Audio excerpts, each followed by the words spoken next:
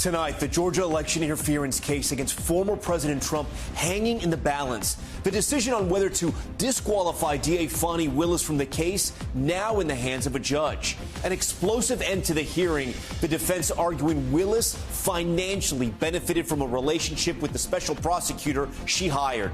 Willis's attorney slamming that argument, saying there isn't sufficient evidence of a conflict of interest. Will Fani Willis be removed from the biggest case of her career, and could this case be dropped altogether?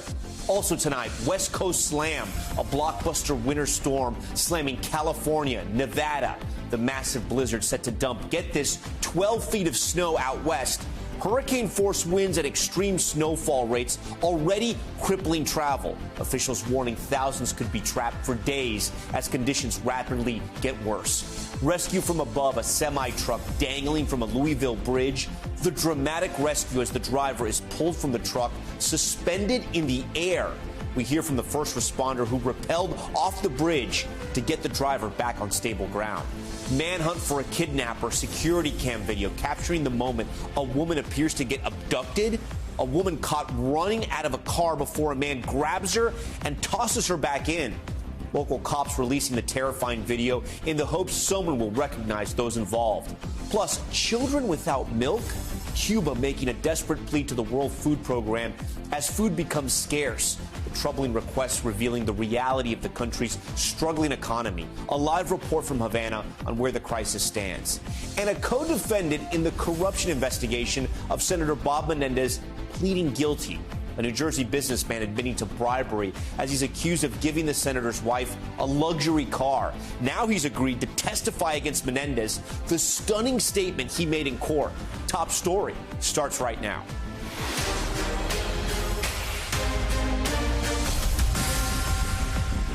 Good evening. Tonight, the fate of former President Trump's Georgia election interference case in the hands of a judge. That judge debating whether to remove Fulton County DA Fani Willis from the case over allegations she financially benefited from a relationship with Special Prosecutor Nathan Wade. Lawyers for Trump and his co-defendants arguing Willis should be disqualified due to the appearance of a conflict of interest. The judge raising questions about text messages the defense claims prove Wade and Willis lied on the stand about when the relationship began. Willis making a surprise appearance in the courtroom you see her here right before her attorney argued her innocence. Her lawyer denying claims that the two lied in their testimony, insisting Willis was targeted and the motion should be dismissed. And this moment getting a lot of attention today. In the middle of her lawyer's closing arguments, Willis walked up to him and passed him a Post-it note. But the big mystery tonight, what did it say? The stakes are high. If Willis is removed, her entire office would be disqualified, potentially upending the case against the former president. NBC's Marissa Parra breaks down all the key courtroom moments and a timeline for when the judge could make a ruling. All right. Tonight, explosive closing arguments in a Georgia courtroom. Prosecutors don't act like this. Lawyers don't act like this. These people, Your Honor, is a systematic misconduct, and they need to go. As lawyers seek to disqualify Fulton County District Attorney Fani Willis from the Trump election interference case over what they say was an inappropriate relationship she had with the special prosecutor Nathan Wade. This office is a global laughingstock because of their conduct. Lawyers for Trump and other co-defendants arguing the romantic relationship between Willis and Wade created conflicts of interest, particularly financially. Mr. Wade and Miss Willis basically lived Robin Leach's lifestyle of the rich and famous. And they did this riding on the backs of the defendants in this case, funded by the taxpayers of Fulton County and the state of Georgia. The defense alleging these comments Willis made at the oldest African-American church in Atlanta in January, her first public comments on the scandal, were a violation of professional rules of conduct. I appointed 3 special counsel, as is my right to do, paid them all the same hourly rate. They only attacked one. And I hired one black man, another superstar, a great friend, and a great lawyer. Oh, Lord, they gonna be mad when I call them out on this nonsense. Defense today claiming her words and timing were calculated. She chose to deflect and to do 2 things that are reprehensible for any lawyer, but particularly for a prosecutor. She chose to pull out the race card and the God card. Judge McAfee at one point questioning if Willis is disqualified from this case, will she need to be removed from all others? Where would be the limiting principle? The district attorney signs every indictment assigned to this courtroom. No. Does that mean she's off every case? No, it would be when If I found that she's untruthful, is that what you're kind of suggesting? The defense team doubling down on their argument that Willis and Wade lied about their relationship, highlighting the sheer magnitude of texts and calls between them before they say their relationship started. just in the first 11 months of 2021, over 2,000 calls, almost 9,800 texts. I don't even think love-struck teenagers communicate that much. Also calling into question the timing of these communications. Phone call from Miss Willis, between Miss Willis and Mr. Wade, 11:32 that night. Shortly after midnight, the phone starts traveling down from where Mr. Wade lives and ends up where Miss Willis is staying, and he's there until roughly 4:55 a.m. Teenagers have a name for those kind of calls and those kind of escapades. I won't go into it. Willis's attorney arguing the technology used to pinpoint Wade's location isn't always reliable and doesn't mean he was at Willis's home. These records don't prove that he laid his head anywhere. Reiterating their argument that Willis has been targeted by people who had an axe to grind against her and that the motion should be dismissed. Fani Willis entering the courtroom to listen in on the state's closing arguments, sitting just 3 seats away from Nathan Wade. Willis at one point even passing her attorney a Post-it note, not speaking today, but remaining defiant after she took the stand 2 weeks ago. I think I'm on trial. These people are on trial for trying to steal an election in 2020. I'm not on trial, no matter how hard you try to put me on trial. A big part of the defense's argument, text messages between Terrence Bradley, the former law partner of Special Prosecutor Nathan Wade, and defense attorney Ashley Merchant. These messages, first published by the Megyn Kelly podcast, appear to show Merchant asking, "Do you think it started before she hired him?" To which he responded, "Absolutely. It started when she left the DA's office and was a judge in South Fulton." Bradley, taking the stand earlier this week, at one point was asked about that very text. I was speculating. Why would you speculate when she was asking you a direct question about when the relationship started? I have no answer for that. Except for the fact that you do, in fact, know when it started, and you don't want to testify to that in court. The judge today questioning if that discrepancy was really a slam dunk for Trump's lawyers. Is it ever definitively shown how he knew this and that he actually did know it, other than just a assertion outright? Absolutely. Usually, if a state has a witness that goes sideways, they've got him locked in. They've sat down with a detective and got a full statement. We don't have that here. Willis's attorney arguing tonight the other side failed to prove the conflicts of interest, casting doubt on claims Willis or Wade have benefited financially from the case. She stated a DoubleTree in Napa, a DoubleTree. I don't know that to be a lavish hotel. All right, we saw and heard a lot in court today. The only thing we didn't get was a decision from the judge. Marissa Parra joins us now live from Atlanta. So that's the big question, Marissa. When will we know the decision? Tom, well, as you mentioned yourself, there is a lot at stake here when it comes to that decision. The judge said at the very end there that there's a lot of legal issues that need analyzing. He said he needs time and that we should expect to hear from him sometime in the next 2 weeks. But, Tom, the big question is, will sometime in the next 2 weeks the judge say he needs more information, more evidence, or will he say he has all the information he needs and we'll hear a decision and we'll finally get an answer on whether or not Fani Willis and her entire team will stay on this case? Tom? All right, Marissa Parra for us following all the developments from court. Marissa, thank you. To help us break down the legal ramifications of this case, I'm joined now by NBC News legal analyst Angela Senadella and former federal prosecutor Temidayo Aganga Williams. Thank you both for being here on Top Story. Tem, I'm going to start with you since you're the new person here on our panel. Who do you think won today? Who did better? Which side did better? I mean, frankly, I think we all lost a bit. But I think if I had, I think they both performed based on the goals they had. If I'm looking at the defense, what they want to do was to create a circus, which is what they did. They talked about everything from race to God to, kind of the days of our lives, a story, a lurid story. And what the prosecutors really focused on was, here's the law. Is there a financial conflict of interest? They wanted the judge to narrow down to something more specific and get away from whether we're a relationship was occurring, get away from whether they were in love or not or dating, but ask the more narrow question. So I think on that front, I think the prosecution had the edge there. I don't know that they got over the line. And what's most important is because the defense has the burden here. And I think that's how I would look at the writing out there. And it can be a little confusing for our viewers because we're talking about the prosecutors, the state, and the lawyers for the co-defendants.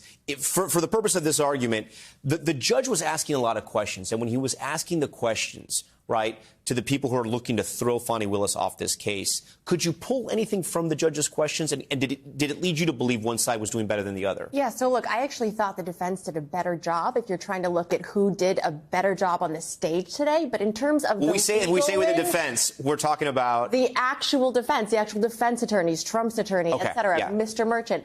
But in terms of the legal standard and where the judge was leaning, I think it's towards the prosecution. And that's because the judge asked questions like, look, even if these people were lying, is that for me to judge? Is that for me to DQ them? Or is that for the Bar Association to admonish them? So he almost made it clear to me that he was going to the prosecution. So on that issue, the issue of Terrence Bradley, he was sort of the key witness, right, for the people looking to get Fani Willis off this case. He's the divorce attorney who, in the text messages, said absolutely there was a relationship before Nathan Wade started with the DA's office. How, as an attorney, can you prove that, okay, he wasn't lying when he texted, but now he's lying on the stand when he said he can't recall when the relationship started? Well, you actually can. And so that's the thing. I think Terrence Bradley made Terrence Bradley look bad, but he didn't necessarily move the needle for the prosecution or the defense. That's my opinion. Even with those text messages, and there were so many text messages between him and Ashley Merchant. Right, but he never proved that when he said those, he was telling the truth then. So he just looks overall suspicious. Tim, another part of the lawyers that were trying to toss Fani Willis from this case, part of their strategy was to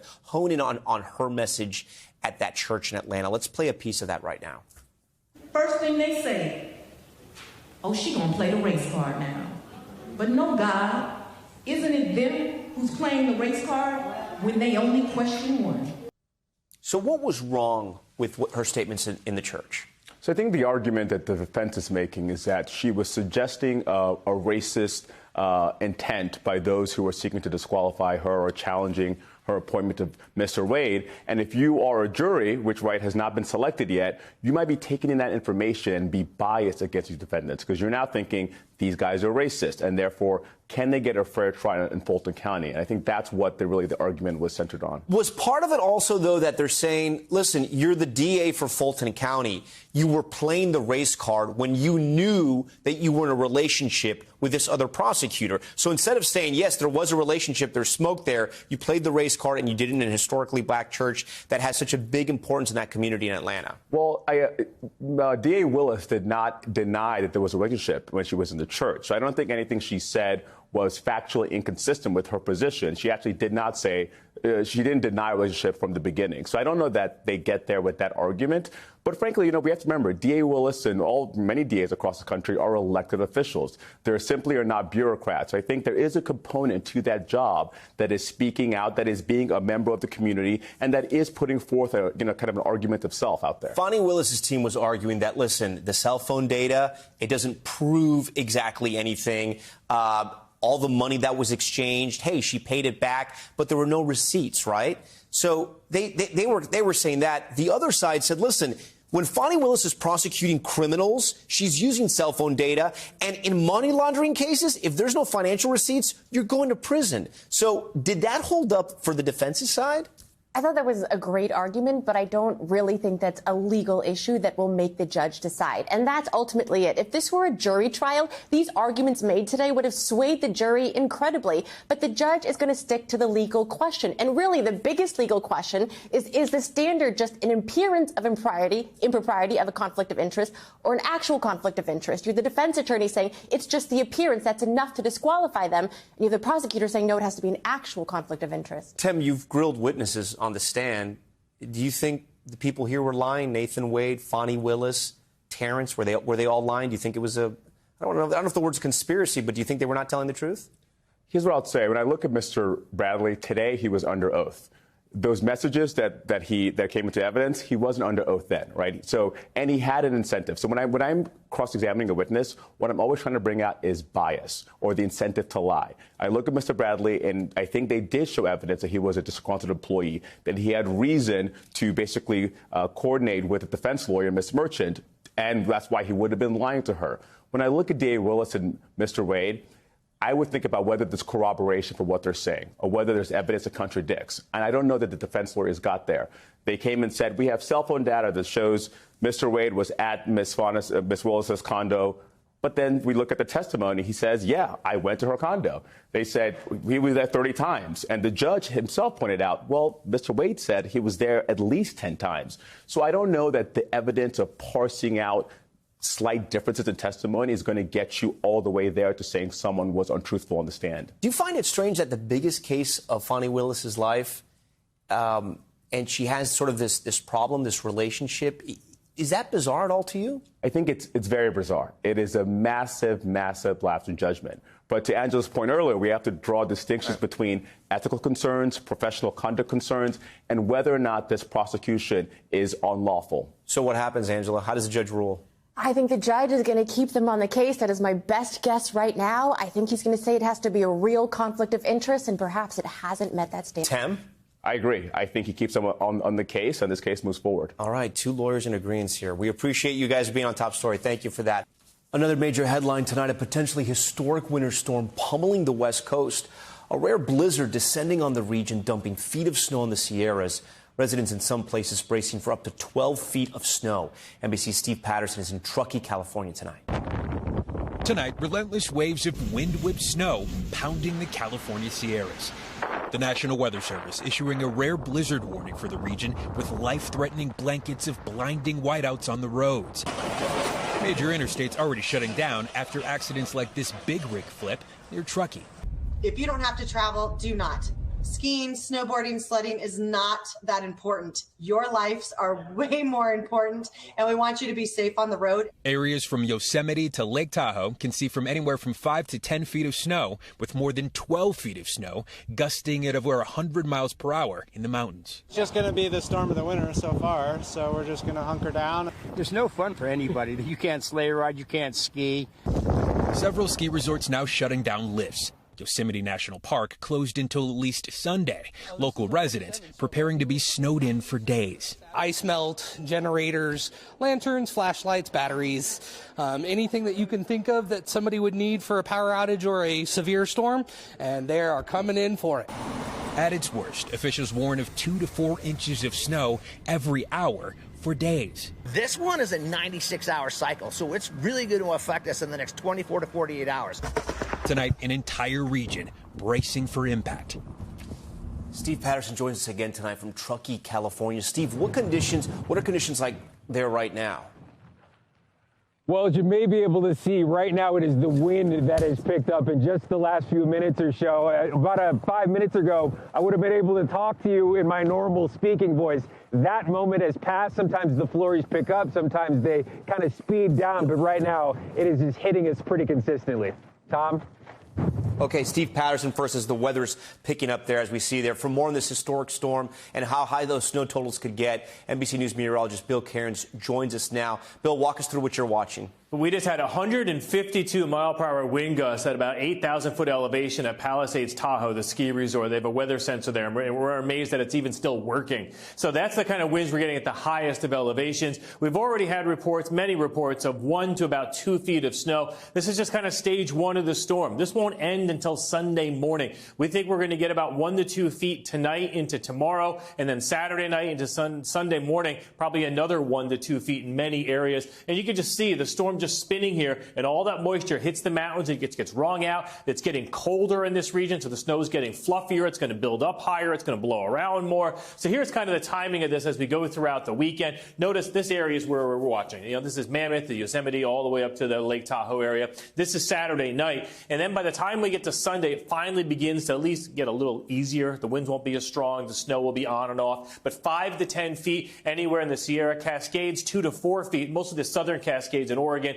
In the Wasatch Range of Utah, 1 to 3 feet. We will get some rain out of this in areas of Southern California. Rainy day in L.A. tomorrow, but not a huge ordeal. And then, Tom, we still have that huge fire concerns this weekend. Red flag warnings go from Nebraska all the way down to Texas. We are highly concerned this area tomorrow in Colorado to North Texas in the exact same spots that we still only have 15% containment on the Smokehouse Creek fire. This is that area tomorrow, 40-mile-per-hour winds. Don't be surprised if you hear tomorrow that fire spreads into Oklahoma. It's going to be a busy weekend for you and your team. All right, Bill, we thank you for that. We now want to move on to a daring rescue on a Louisville bridge where new video shows a truck dangling over the water with the driver still inside. A firefighter rappelling down to get her and bringing her to safety. Jesse Kirsch has that story.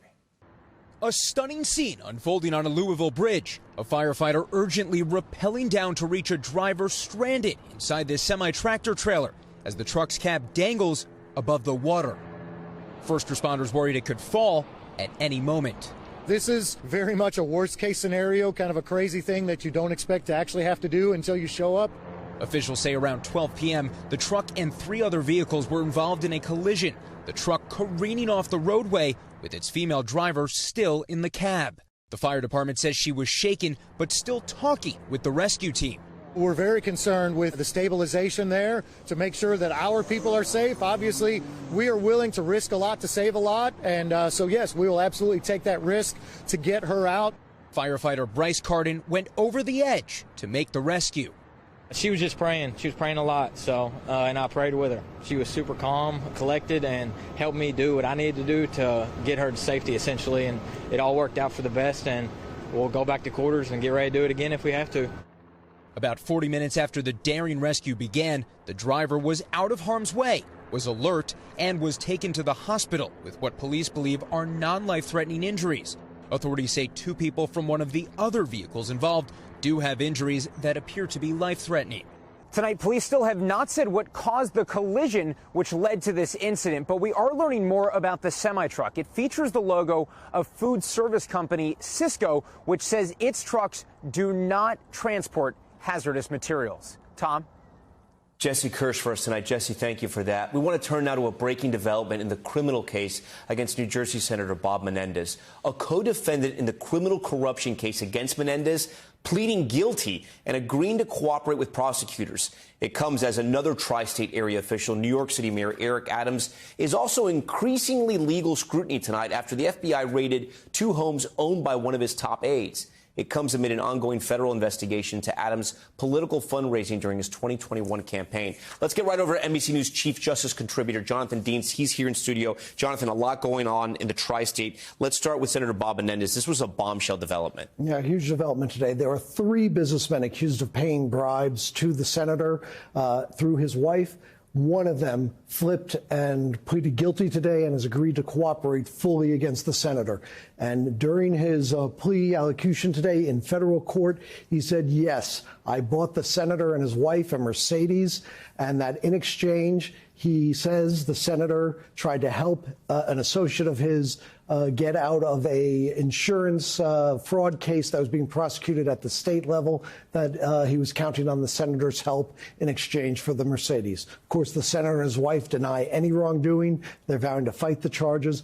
But prosecutors plan to use this man on the stand to point the finger at the senator. According to what that man said in court, it sounds like a textbook bribery case. We're going to have to wait and see what happens, but a huge development there.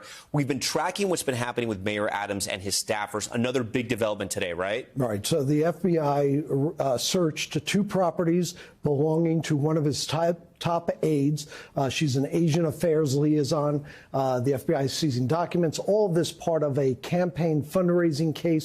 Questions about her and whether she helped organize improper campaign bundling, straw donations, if you will. They're looking at that. That is in addition to a separate fundraising investigation where they were looking into whether any foreign money from Turkey was bundled through a construction firm. And so, again, it's campaign fundraising around the senator, but two federal around the mayor, two investigations going on at the same time in fundraising, and questions about did the mayor know? And what did he know about any of the activities of his aide? So far, and he's his not phone, been charged. yeah, he's not charged. His phone was seized, though, by the FBI. We have reported that. Yes, they are taking a hard look, but as of now, the investigation for now centers around him, not on him. Yeah. All right. Jonathan Dean, it's always great to have you here in studio. We appreciate it. Thank you. Still ahead tonight, the urgent search for an apparent kidnapping victim in Arizona. New video shows a woman, you see her here, trying to run from a car while it was at a gas station when a man is seen grabbing her by the neck and dragging her back to the vehicle. Why authorities fear this will be a challenging case to crack, we'll explain. Plus, breaking news of the death of Elijah McClain. One of the paramedics convicted of giving him a lethal dose of ketamine sentenced late today. Just how long he'll spend behind bars. And a scary scene at a golf course in the Florida Keys. What we know about a small plane that crashed at a Florida golf course. You see it right here. Stay with us.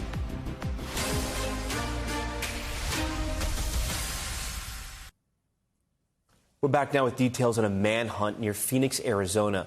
Police looking for a man caught on camera shoving a woman into a car at a gas station. The shocking footage disturbing law enforcement and community members. Now the clock's ticking as police try to find that woman and her potential abductor. Ellison Barber reports. Tonight in Buckeye, Arizona, a desperate search for a woman believed to be in the grips of a violent man. It's almost like a horror movie. A gray SUV speeds into a gas station. A man gets out of the driver's seat. A woman opens a door on the other side and tries to run towards the convenience store. The man grabs her, puts his arm around her neck, seeming to choke her as he drags her back into the car. Within 30 seconds, they're gone. We believe that the vehicle's a 2021-2023 Nissan Rogue. All we have as far as description of this male and female is what you're seeing in the video. We don't even know their ages at this point. The video is from last Friday night at approximately 10 p.m. local time, but police just released it. Why did it take so long to get that surveillance video and release it to the public? Certain things had to be done to make sure that we had quality video that we can release to the public, something that people can see and determine, is this a vehicle that they may have seen? Now they're desperately trying to find the woman and the man. So we have investigators looking for video from commercial surveillance systems that can help us get a better idea of where this vehicle went, where it came from. And the clock is ticking. There are a lot of unknowns. Are they local? Are they from somewhere else? Were they heading somewhere else? That's why we really need folks to recognize these individuals in the video, recognize this vehicle, and give us a call. You want to try to develop as much as a case as you can to bring it to resolve, or at least to identify persons or persons involved within the first 48 hours. How difficult is it to track someone down and solve something like this? How urgent is it given the time that has passed? Time is of essence, but if there's anyone out there who have an inkling, or maybe they've seen this vehicle, seen these two individuals who may have been acting strangely in public, they need to notify their local authority, because at best it's worth the investigation. And very important, all of this is that the victim in this case, who was clearly abducted against her own will, to try to get her back to safety. If you have any information, no matter how small you think it is, police are asking you to call them. The number is on your screen. If you want to stay anonymous, they say you can send a tip online. That is also on your screen. They say they cannot solve this without more help from the public. Tom? All right, Ellison, we appreciate that. When we come back, first responders causing another emergency here in New York. Surveillance video captures the moment a fire truck lost control and crashed right through a furniture store in Long Island. What officials say caused this frightening scene.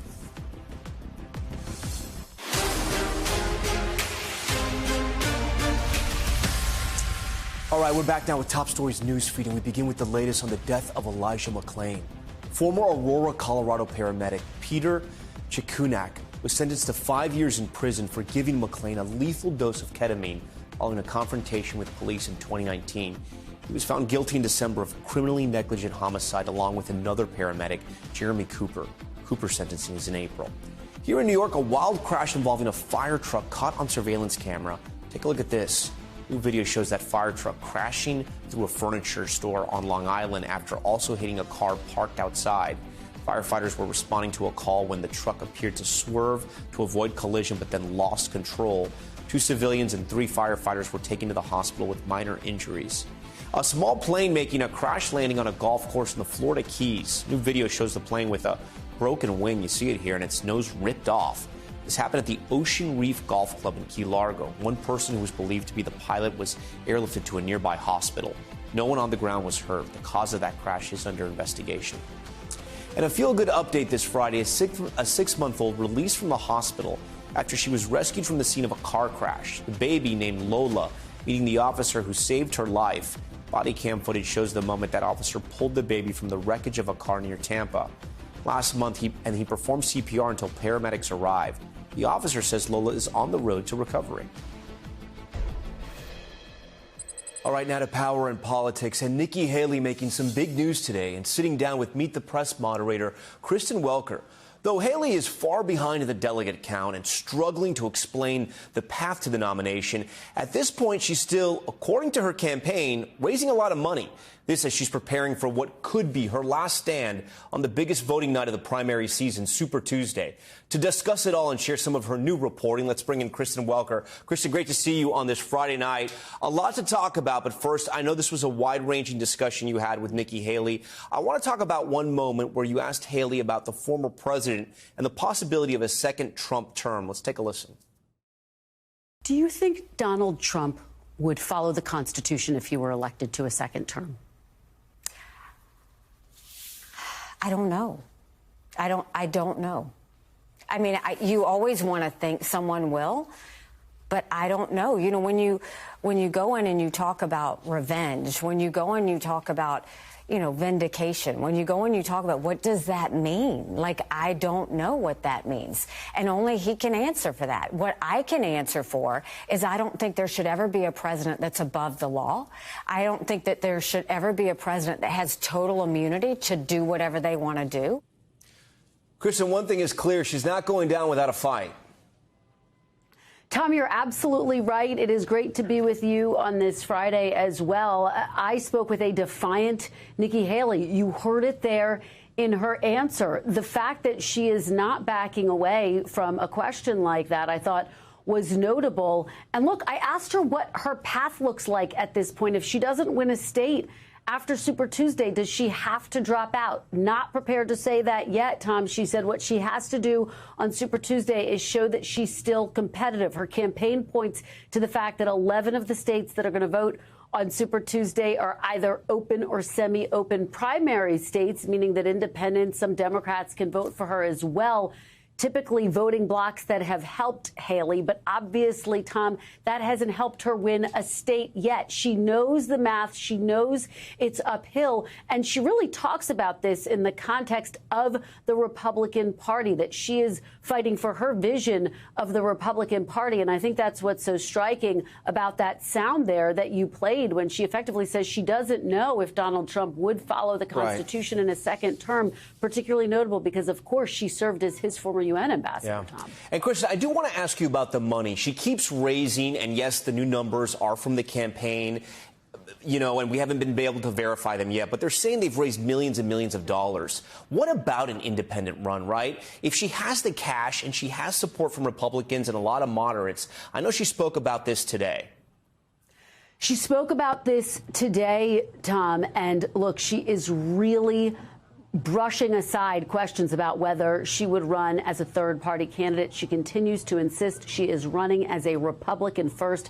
Let me play you a little bit of what she told reporters on the trail today and do some analysis on the other side. All the talk about the independent, no labels, all of that, I haven't talked to anybody about that. I know that they have sent like smoke signals that they want me to talk to them. But I'm a Republican.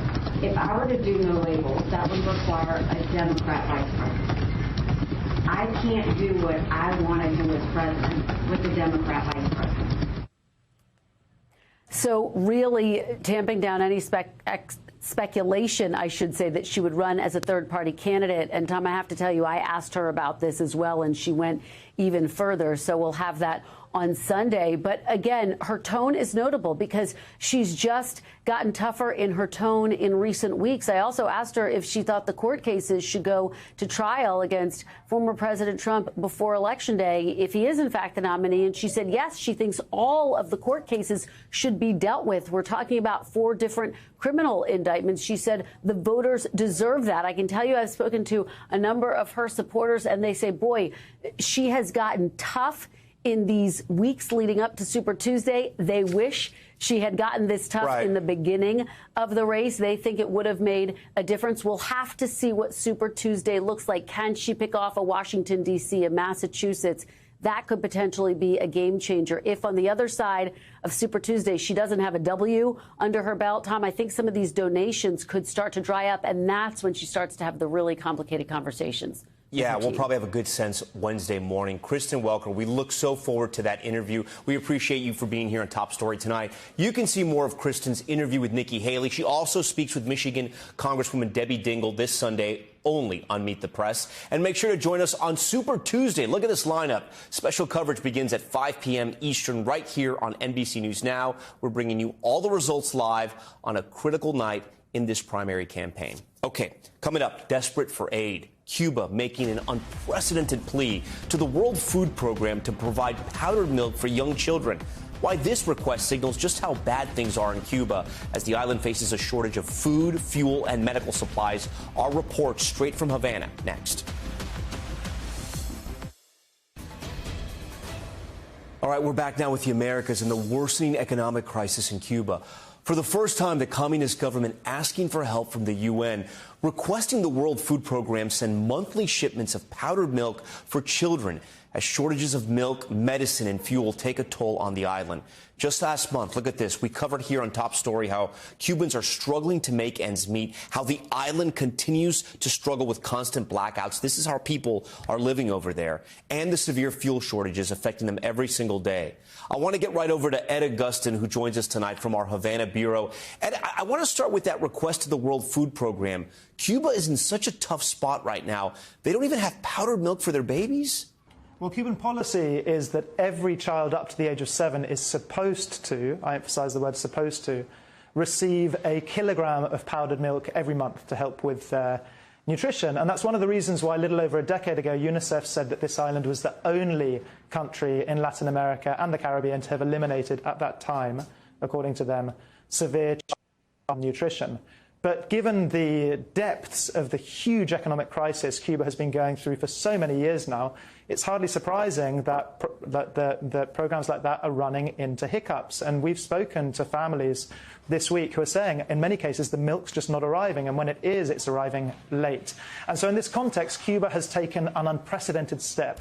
For the first time in the island's history, this island that in previous times trumpeted achievements in having eliminated hunger has made a request to the UN World Food Program to help it get milk to the island's children. And then, Ed, you know, I've spoken to Cubans on the island. I've heard from Cubans who have traveled back and come back to the States, and they're saying that it's never been this bad. I mean, what are people telling you out there on the island, in the country? Well, we're speaking on the very day that the ruling Communist Party has just quintupled, that's right, increased by 5 times the amount, the price of gasoline. And I want to show you a clip of somebody that we met earlier, Luis Alberto Bailac, who we met, who'd been spending hours in a long line just trying to fill up with gasoline. A las 5 de la tarde, sin comer, sin desayunar ni nada. Se va a poner todo más duro, más difícil. El ciudadano a pie va a sufrir. El de a pie va a sufrir. So you can just imagine, Tom, the effect of this on inflation. Economists say that the Cuban government does have to reduce these subsidies and therefore increase the price of things like fuel. But obviously these measures are unpopular, and frankly people are scared about the effects of knock-on inflation in the wider economy. Just to give you an idea of how difficult things are for Cubans, almost anything you can think of that's so easy to get in so many other countries, sugar, rice, beans, soap, shampoo, It's all difficult, and it's all very, very hard for the average Cuban whose salary now, expressed in dollar terms, is as low as $16 a month to get hold of. So Cubans are very, very worried about just how tough life on the island is becoming. This, as the sun is setting there in Havana, we notice the darkness behind you and not a lot of lights on at night. Ed, we appreciate your reporting. Thanks for being on Top Story tonight. Now to Top Story's Global Watch, in another region of the world in critical need of aid. President Biden has announced the U.S. will airdrop food into Gaza. As we've been reporting, there are concerns Gaza is on the brink of famine, with people waiting in food lines for hours and even forced to give their children animal feed. The president today acknowledging there is not enough aid being brought to the enclave. He also reiterated that the U.S. is trying to push for an immediate ceasefire between Hamas and Israel. Mexico City's reservoirs hitting historically low levels this week. Officials using tanker trucks to supply its more than 21 million residents, but it isn't enough. People say they have to recycle shower and laundry water for the toilet, and they have to buy safe drinking water. Years of low rainfall and a severe drought have caused that shortage. All right, that does it for us tonight. Thanks so much for watching Top Story. I'm Tom Llamas in New York. Stay right there. More news on the way. Thanks for watching. Stay updated about breaking news and top stories on the NBC News app or follow us on social media.